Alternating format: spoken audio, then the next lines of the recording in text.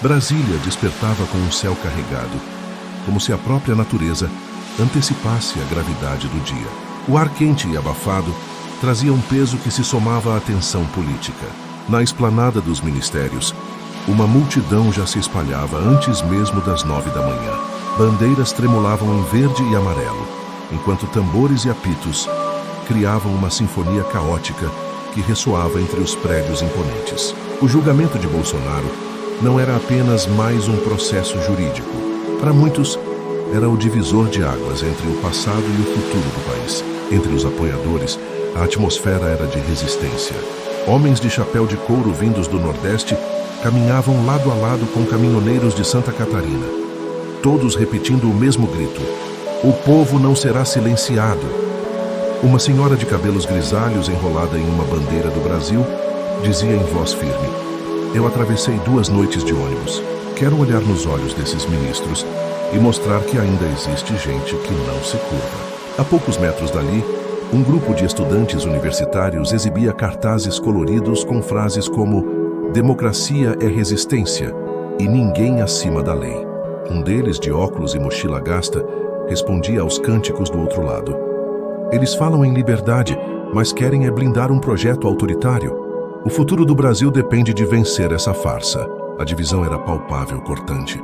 O corredor de grades metálicas, vigiado pela tropa de choque, parecia simbolizar o abismo que separava os 2 Brasis. Policiais observavam atentos, alguns suando sob os capacetes pesados, temendo que a qualquer instante a faísca se transformasse em incêndio.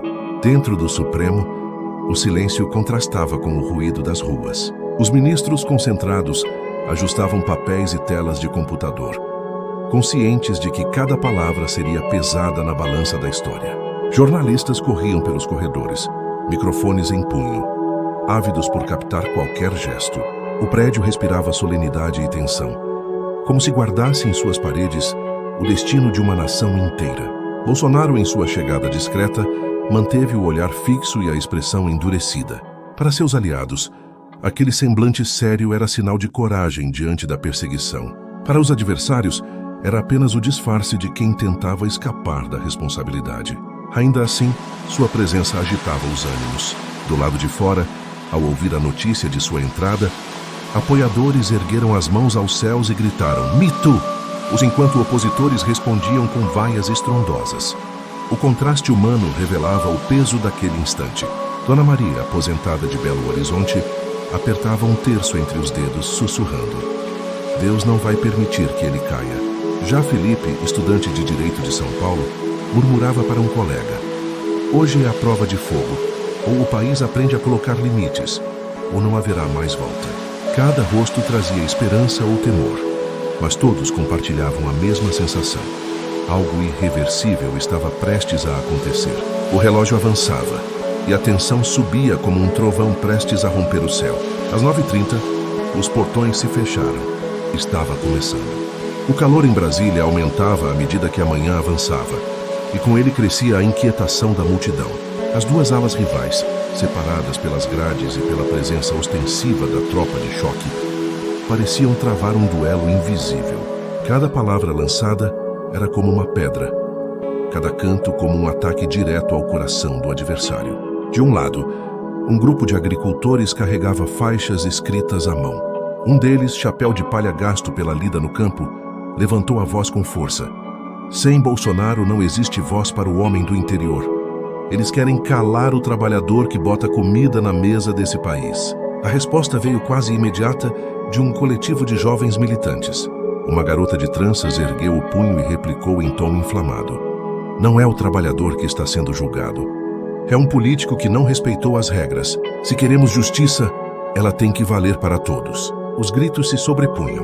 A polícia intervinha apenas quando os ânimos ameaçavam romper a barreira, tentando manter um equilíbrio frágil entre liberdade de expressão e ordem pública. O ar cheirava a suor, poeira e tensão. Cada passo em falso poderia transformar a vigília em conflito aberto.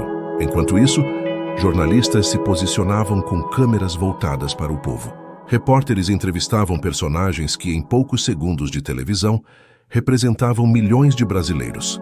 Um homem com a camisa verde e amarela, visivelmente emocionado, declarou à reportagem: "Isso não é só sobre Bolsonaro, é sobre todos nós. Se derrubarem ele amanhã, qualquer um de nós pode ser silenciado." No lado oposto, uma professora universitária com a voz embargada respondia a outro microfone: "Não podemos permitir que o medo vença. Hoje é o dia de provar que as instituições são mais fortes do que qualquer indivíduo." A cena refletia não apenas a divisão política, mas também a diferença de mundos. Para muitos que vinham do interior ou de regiões carentes, Bolsonaro simbolizava a ruptura com a velha política. Para acadêmicos, estudantes e profissionais urbanos, o mesmo homem era visto como ameaça às bases democráticas. Dentro do STF, essa polarização também se sentia, mesmo que em silêncio. Assessores cochichavam, jornalistas comentavam nervosamente. O ambiente carregava o peso de quem sabia que qualquer decisão teria impacto imediato nas ruas. O som distante dos cantos e buzinas atravessava as janelas fechadas, lembrando que o tribunal não estava isolado da realidade lá fora. Às 10 horas, um breve anúncio ecoou do interior. Os ministros estavam prontos para iniciar a sessão. A notícia percorreu rapidamente a multidão, multiplicando reações. Uns se ajoelharam em oração, outros ergueram cartazes mais alto. Um jovem apoiador com lágrimas nos olhos abraçou o amigo ao lado e murmurou: "Chegou a hora. Agora o Brasil vai saber se ainda temos voz." Do outro lado, uma estudante segurou firme a bandeira vermelha de seu movimento e respondeu com ironia: "Ou se a justiça finalmente vai mostrar que ninguém está acima dela." No ar não havia mais dúvida. A guerra de narrativas estava apenas começando. Dentro do Supremo Tribunal Federal, o salão principal estava lotado. Câmeras de televisão transmitiam cada detalhe, e o burburinho de vozes era interrompido por olhares severos dos seguranças. Os ministros se acomodavam em suas cadeiras, cada um carregando consigo não apenas processos e relatórios, mas também o peso de decisões que poderiam alterar a história política do Brasil. O presidente da corte, com voz grave, anunciou: "Iniciamos a partir deste momento a sessão do julgamento. Que prevaleça a ordem e a serenidade." Do lado de fora, o comunicado foi transmitido em telões montados na esplanada. A multidão reagiu em uníssono, como se tivesse recebido um sinal divino. Uns gritaram palavras de apoio, outros responderam com vaias e palmas irônicas. O choque de vozes reverberava até as colunas de mármore do tribunal. No plenário, advogados se revezavam nas falas iniciais. Um dos defensores de Bolsonaro, em tom firme, afirmou: "Este processo não é apenas contra um homem. É contra milhões de brasileiros que acreditaram em um projeto. Se hoje ele for condenado sem provas consistentes, amanhã qualquer cidadão estará vulnerável ao arbítrio do poder." As palavras ecoaram no auditório, provocando murmúrios entre os presentes. Jornais digitais dispararam manchetes instantâneas. Do lado de fora, apoiadores repetiam a frase em coro, transformando o argumento jurídico em palavra de ordem. Logo em seguida, o procurador responsável pela acusação respondeu sem titubear: "Não se trata de ideologia, nem de perseguição. Trata-se de responsabilidade. Ninguém, por mais popular que seja, pode estar acima da lei. O que está em jogo não é o passado, mas o futuro democrático do país." A réplica incendiou os opositores de Bolsonaro, que aplaudiram de imediato diante dos telões. Um jovem estudante, com a voz rouca de tanto gritar, comentou com a amiga ao lado: "É isso. Justiça não pode se dobrar ao medo das ruas." Dentro do tribunal, o ambiente ficava cada vez mais denso. Jornalistas digitavam freneticamente, tentando capturar a essência de cada fala. O som dos teclados competia com as vozes dos advogados, criando um clima de urgência. Até os ministros, acostumados a disputas históricas, trocavam olhares cautelosos. No lado externo, a temperatura subia não apenas pelo sol, mas pela ansiedade coletiva. Pessoas rezavam ajoelhadas, outras discutiam acaloradamente. Um caminhoneiro suado e exausto ergueu um megafone e bradou: "Se condenarem ele, vão ter que nos enfrentar." De imediato, a tropa de choque se reposicionou, formando uma barreira mais compacta. O risco de confronto parecia crescer a cada minuto. Policiais cochichavam entre si, conscientes de que qualquer descontrole poderia se transformar em caos. Às 11 horas, uma pausa foi anunciada para que os ministros revisassem documentos antes dos primeiros votos. O silêncio momentâneo no plenário contrastou com o rugido das ruas. Era como se o Brasil respirasse fundo antes de mergulhar em águas ainda mais turbulentas. Um repórter, ao encerrar sua transmissão ao vivo, resumiu com voz tensa: "Estamos diante de um julgamento que ultrapassa os muros do Supremo. O que acontece aqui hoje ecoará por gerações." E o suspense, dentro e fora das paredes de mármore, só aumentava. Enquanto os ministros faziam uma breve pausa, Brasília fervia. O sol castigava a esplanada, refletindo no asfalto e arrancando gotas de suor de todos que se amontoavam atrás das grades. Ambulantes aproveitavam para vender garrafas de água a preços inflacionados, mas poucos reclamavam. A prioridade era resistir no calor e não perder nenhum instante do que estava acontecendo no tribunal. Os telões transmitiam imagens da pausa no julgamento, mas o vazio momentâneo dentro do STF era preenchido pelas vozes nas ruas. A cada minuto, novos ônibus chegavam de diferentes estados, trazendo mais apoiadores e também grupos de movimentos sociais contrários. O equilíbrio se tornava mais frágil. No lado pró-Bolsonaro, cânticos de resistência ecoavam. O povo unido jamais será vencido. Do outro lado, a resposta vinha forte: justiça, justiça, ninguém está acima da lei.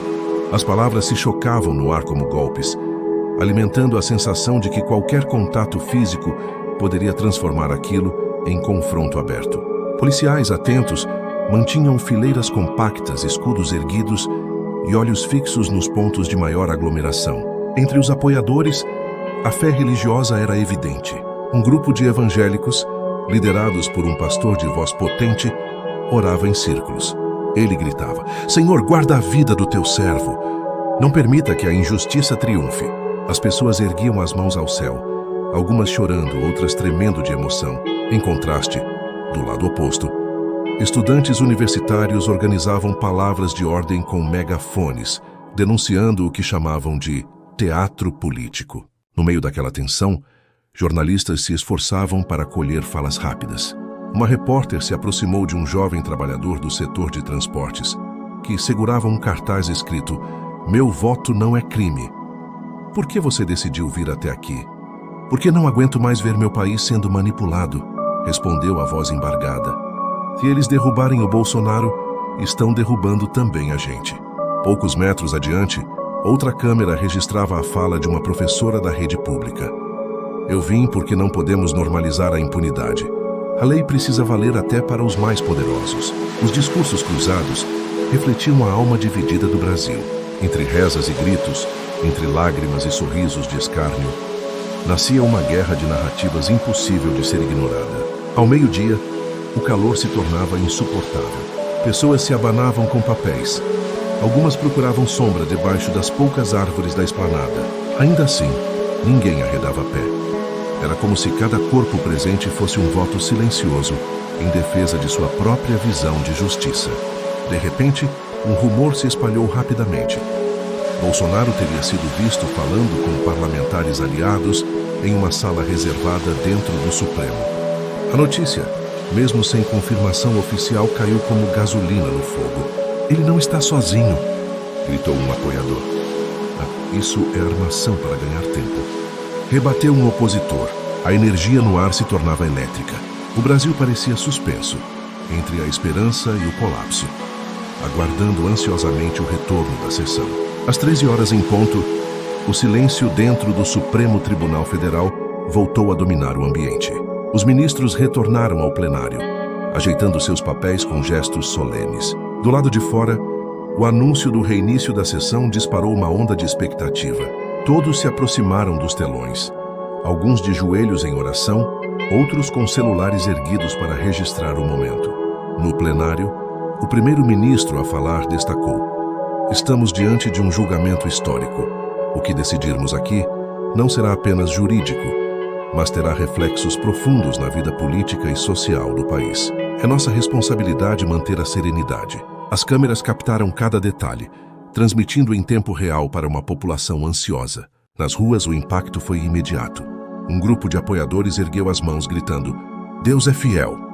Enquanto opositores respondiam com vaias, a tensão crescia como uma corda esticada ao limite. Logo após a introdução, Um dos advogados de defesa levantou-se. Sua fala era pausada, mas firme. Meus senhores, meu cliente não está aqui apenas como ex-presidente. Ele representa milhões de brasileiros que confiaram em sua liderança. Este julgamento não pode se transformar em um instrumento político. Do lado de fora, a frase foi reproduzida em alto-falantes improvisados. Um caminhoneiro com a voz rouca de emoção repetia para quem estivesse por perto: "É isso. Se condenarem ele, vão estar condenando a gente também." Mas o clima mudou quando o procurador da República retomou a palavra. Sua fala, carregada de convicção, cortou o ar do plenário. A responsabilidade de um líder é maior do que a de qualquer cidadão comum. Ele deve ser exemplo, não exceção. Se não houver consequências, estaremos ensinando que poder político é sinônimo de impunidade. Nas ruas, opositores vibraram. Um estudante universitário ergueu o punho e disse à imprensa: "É isso que o Brasil precisa ouvir. Justiça não pode se curvar à pressão das massas." A cada argumento, as ruas se agitavam mais. Era como se o plenário e o povo estivessem em diálogo constante, ainda que separados por paredes e grades. Jornalistas corriam de um lado para outro, transmitindo cada reação, cada gesto, cada frase transformada em combustível para o debate. Dentro do tribunal, Bolsonaro observava em silêncio. Seu semblante inexpressivo era alvo de especulação. Para uns mostrava coragem e confiança. Para outros, era apenas a máscara de alguém que temia o desfecho inevitável. Ainda assim, seu nome ecoava a cada minuto nas ruas, em gritos de defesa ou de rejeição. Às 14 horas, o ministro relator anunciou que leria o parecer inicial. Um arrepio percorreu o plenário. Lá fora, o burburinho cessou por instantes, como se o Brasil inteiro prendesse a respiração. Um repórter sussurrou diante da câmera com voz trêmula: "Senhores, este é o momento que todos aguardavam." E então o relatório começou a ser lido.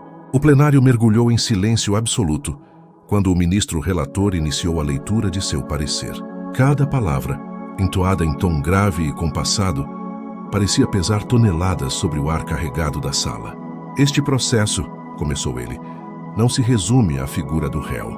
Trata-se de avaliar condutas que, se confirmadas, colocam em risco a estabilidade democrática do país." Os olhos de todos estavam fixos nele. Jornalistas digitavam em frenesi. Repórteres cochichavam no fundo, mas ninguém ousava interromper. A leitura avançava, detalhando documentos, depoimentos e provas que sustentavam a acusação. Do lado de fora, a transmissão nos telões prendeu a multidão. O calor e o cansaço foram esquecidos por alguns instantes. Pessoas se inclinavam para frente, como se quisessem sugar cada palavra que saía do tribunal.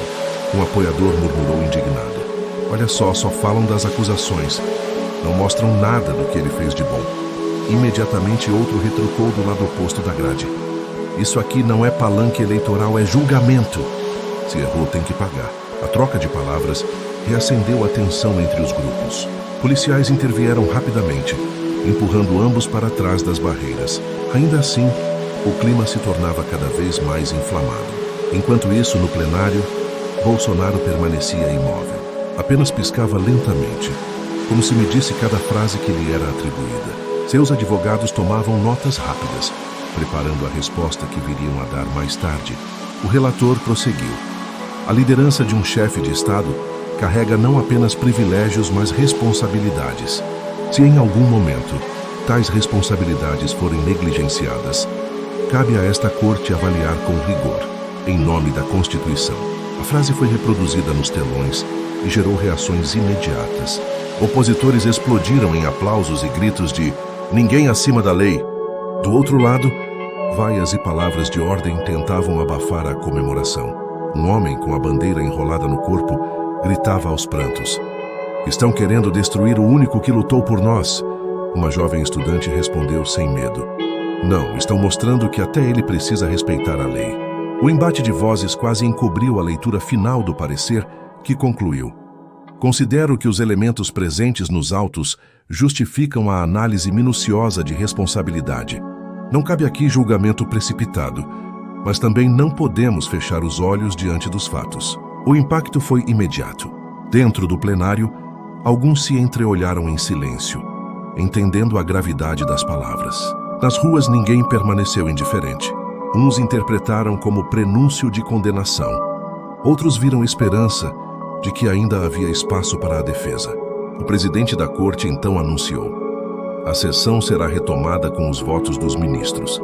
O aviso soou como um trovão. Lá fora, o burburinho transformou-se em clamor. O Brasil inteiro parecia vibrar em expectativa, como se cada batida de coração fosse contada em compasso com a história. O presidente da corte fez um sinal discreto, e o primeiro-ministro a votar ajeitou os óculos antes de falar. Sua voz, calma mas firme, ecoou pelo plenário. Em análise aos autos e considerando as responsabilidades do cargo ocupado pelo réu, voto pela continuidade do processo com rigor e pela apuração plena dos fatos. A frase não foi longa, mas foi suficiente para provocar um terremoto fora do tribunal. Nos telões, a declaração soou como sentença. O lado opositor explodiu em aplausos, enquanto apoiadores reagiam com vaias estrondosas. Um homem com camisa verde e amarela gritou desesperado: "Isso é perseguição descarada!" Eles já entraram decididos a condenar. Do outro lado, uma jovem levantou a bandeira vermelha de seu movimento e rebateu em voz alta: "Isso é justiça. O Brasil não aguenta mais viver sem responsabilidade." O clima ficou tão tenso que a polícia precisou formar um cordão extra para separar os grupos. Alguns empurrões aconteceram, mas rapidamente foram contidos. Ainda assim, a energia no ar era de pura combustão. No plenário, o segundo-ministro tomou a palavra. Ele respirou fundo e, em tom reflexivo, declarou: "Este julgamento não pode ser visto como uma disputa entre ideologias, mas como um exame da relação entre poder e responsabilidade. Ainda assim, entendo que os elementos apresentados não são suficientes para a condenação definitiva neste momento. Voto pela cautela, garantindo ampla defesa." A reação foi imediata e oposta à anterior. Do lado dos apoiadores, aplausos e lágrimas de alívio. Uma senhora ajoelhada diante do telão ergueu as mãos e chorou. Glória a Deus! Ainda há justiça nesse país. Já entre os opositores, o semblante foi de indignação. Um estudante murmurou para a colega: "Isso é protelação. Estão empurrando com a barriga, só para evitar a verdade." Do lado de dentro, Bolsonaro permanecia sério, mas seus olhos brilharam discretamente. Seus advogados trocaram olhares rápidos, como quem vê um fio de esperança reacender. O terceiro voto trouxe ainda mais suspense. O ministro, conhecido por discursos contundentes, falou em tom grave: "É inegável que os fatos apresentados colocam em xeque a confiança nas instituições. Ignorá-los seria um desserviço à democracia. Voto pelo prosseguimento firme e célere do processo." Mais uma vez o choque reverberou nas ruas. O vai-vem de emoções transformava a esplanada em um caldeirão prestes a transbordar. Cada frase dita lá dentro era absorvida como combustível cá fora. Enquanto a sessão avançava, uma repórter resumiu diante da câmera com expressão séria: "O que estamos acompanhando não é apenas um julgamento. É uma batalha em capítulos, e cada voto parece redesenhar as fronteiras do país." Com 3 votos expostos, a contagem já mostrava divisão. Do lado de fora, as pessoas sabiam que nada estava decidido. A incerteza, no entanto, só fazia crescer a chama de um povo que não admitia permanecer indiferente. Com 3 votos já declarados, o Brasil inteiro parecia suspenso em uma balança frágil. Cada ministro que falava era como uma pedra lançada em águas agitadas, criando ondas que se espalhavam para muito além dos muros do Supremo. O quarto ministro, conhecido por sua postura mais técnica, levantou os olhos do relatório e disse: "É preciso lembrar que a imparcialidade é a alma da justiça. Não estamos aqui para agradar as ruas, mas para proteger a Constituição. Diante do que foi apresentado, entendo que há fundamentos suficientes para a responsabilização. Meu voto é pela continuidade do processo." As palavras, embora ditas em tom frio, incendiaram a multidão do lado opositor. Gritos de "ninguém acima da lei" ecoaram como um trovão. Apoiadores, em contrapartida, reagiram com vaias furiosas. Um caminhoneiro com o rosto vermelho de indignação bradou: "Eles já decidiram antes mesmo de começar. Isso é um teatro." Uma jovem estudante de direito respondeu sem hesitar: "Não é teatro, é democracia funcionando. Vocês é que não querem enxergar." O clima de confronto se intensificou. A polícia avançou alguns metros, criando uma barreira ainda mais firme. Os rostos suados dos soldados mostravam o cansaço, mas também a tensão de quem sabia que bastava um empurrão para o caos explodir. Dentro do plenário, o quinto ministro, conhecido por discursos longos, pediu a palavra. O silêncio se instalou novamente. Ele falou pausadamente, como se pesasse cada termo. A função desta corte não é apenas punir, mas também garantir que ninguém seja julgado sem provas consistentes. O país vive um momento delicado e é preciso equilíbrio. Por isso, voto pela ampliação da defesa e pela revisão de algumas provas antes de qualquer decisão final. As palavras soaram como um alívio para os apoiadores. Muitos se abraçaram, alguns chorando. Uma senhora idosa, sentada na calçada com um terço nas mãos, exclamou em lágrimas: "Ainda há ministros que enxergam a verdade." No entanto, opositores reagiram com fúria. Um rapaz de boné vermelho murmurou para a câmera de um jornalista: "Isso é covardia.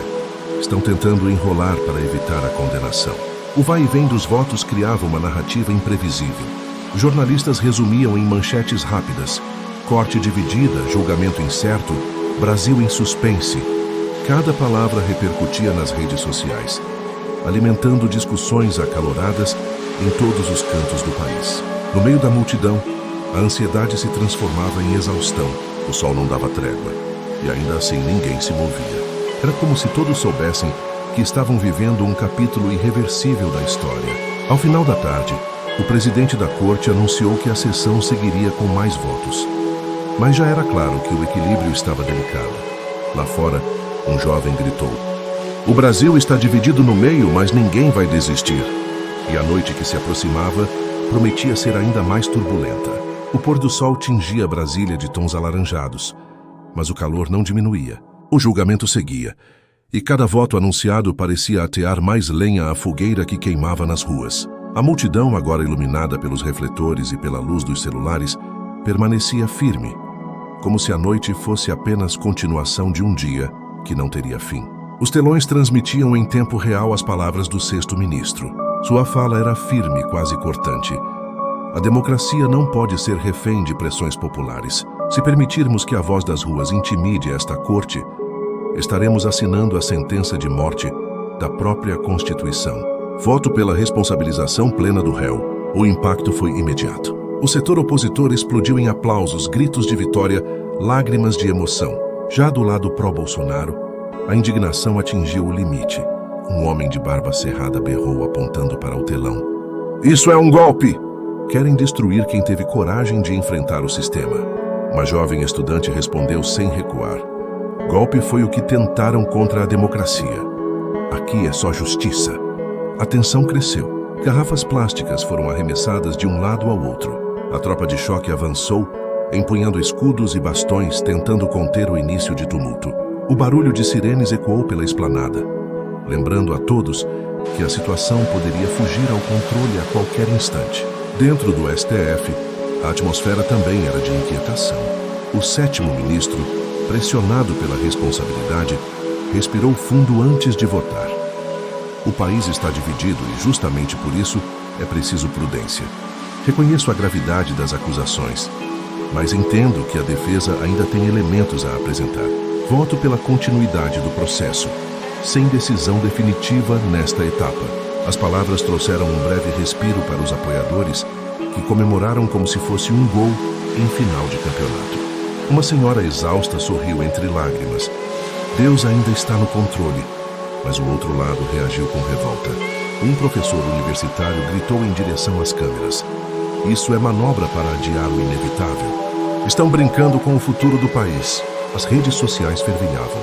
Em segundos, hashtags como Justiça Já e Lute Bolsonaro Inocente subiam aos trending topics, cada uma sustentada por milhões de comentários apaixonados. O país inteiro assistia, comentava, brigava. Era impossível ficar indiferente. Ao cair da noite, os últimos ônibus de apoiadores chegaram à capital. Homens, mulheres e até famílias inteiras se juntaram à multidão, ampliando ainda mais o mar de gente. O clima, no entanto, já não era apenas de expectativa, mas de pura exaustão misturada com raiva. Um repórter, cercado pelo tumulto, resumiu em sua transmissão ao vivo: Brasília se tornou o epicentro de uma batalha que já não é apenas jurídica. O que acontece aqui esta noite pode redefinir o futuro político do Brasil. E todos sabiam que o desfecho se aproximava. A madrugada já avançava, quando o plenário voltou a se encher de expectativa. Os últimos ministros estavam prontos para declarar seus votos. E o país inteiro, acordado diante das telas, acompanhava cada segundo como se fosse final de campeonato. O ar dentro do Supremo era denso, quase irrespirável. Do lado de fora, a multidão resistia, cansada, mas incapaz de se afastar. O oitavo ministro iniciou sua fala com tom solene. É nas horas mais sombrias que a justiça deve se mostrar mais firme. Não se trata de preferências políticas, mas de princípios constitucionais. Diante das evidências, voto pela responsabilização do réu. O impacto foi imediato. O campo opositor explodiu em gritos de vitória, abraços e lágrimas. Já os apoiadores reagiram com fúria. Um homem com o rosto vermelho berrou: "Isso não é justiça, é vingança." Um coro de vaias ecoou, abafando as comemorações do outro lado. A polícia reforçou a barreira, prevendo que a qualquer momento a situação poderia escapar do controle. Dentro do plenário, o nono ministro tomou a palavra. Sua voz era calma, mas carregada de gravidade. O Brasil não pode ser prisioneiro da paixão política. Meu dever é zelar pela democracia. E por isso acompanho o voto do relator. Mais uma explosão de reações. Do lado pró-Bolsonaro, lágrimas de desespero se misturavam a gritos de revolta. Do lado oposto, a sensação era de vitória definitiva. O equilíbrio se rompia. Restava apenas o voto do presidente da corte. O país inteiro parecia prender a respiração. Ele olhou ao redor, ajustou os papéis e falou em tom firme: "Este tribunal não se deixa guiar pelo medo, mas pela Constituição. Reconheço a responsabilidade do réu e, em respeito ao povo brasileiro, voto pela condenação." O resultado estava decidido. A maioria dos ministros havia votado pela responsabilização de Bolsonaro. O anúncio caiu sobre a esplanada como um raio. O setor opositor explodiu em festa, cantando e dançando sob a noite quente. Do outro lado, o desespero transformou-se em fúria. Gritos de injustiça ecoavam, e alguns tentaram avançar contra as barreiras. A tropa de choque reagiu com spray de pimenta e escudos erguidos, empurrando a massa para trás. O caos se instaurou. Um repórter, tossindo em meio à confusão, narrava ao vivo: "Brasília vive neste momento um confronto sem precedentes. A decisão do Supremo provocou reações violentas e a polícia tenta conter o tumulto." Em meio ao barulho, uma senhora ajoelhada chorava, segurando o terço com força. "Que Deus tenha misericórdia do Brasil." Do outro lado, um estudante sorria em lágrimas. "Hoje vencemos. Hoje a democracia mostrou sua força." O contraste era brutal. O Brasil estava partido ao meio, e nada indicava que a ferida cicatrizaria tão cedo. Quando o relógio marcou 2 da manhã, ainda havia gritos, sirenes e orações ecoando pela capital. O julgamento havia terminado, mas a guerra nas ruas